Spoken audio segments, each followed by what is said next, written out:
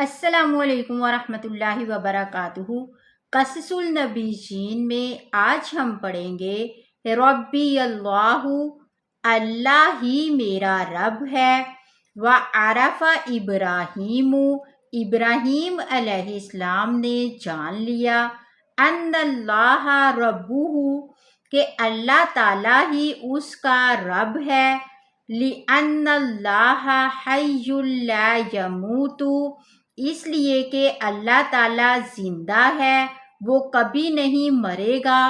وَأَنَّ اللَّهَ، اور بے شک اللہ تعالیٰ، باقٍ لا یغیب،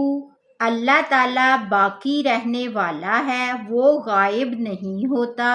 وَأَنَّ اللَّهَ قَوِيٌّ، اور اللہ تعالیٰ طاقتور ہے، لا یغلبہ شیء، اس پر کوئی چیز غالب نہیں آ سکتی،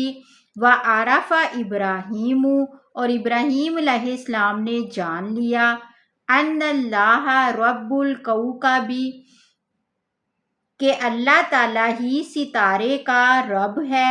وَأَنَّ اللَّهَ رَبُّ الْقَمَرِ،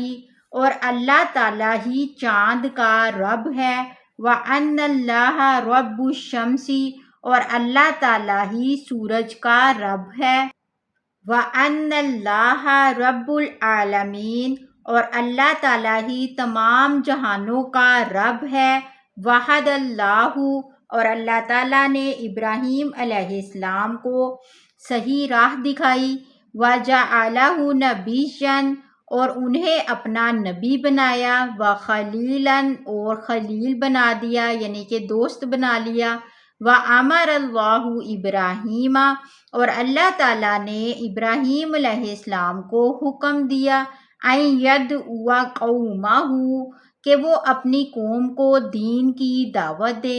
وَيَمْنَعَهُم مِّنْ عِبَادَةِ الْأَصْنَامِ، اور انہیں بت پرستی سے روکیں۔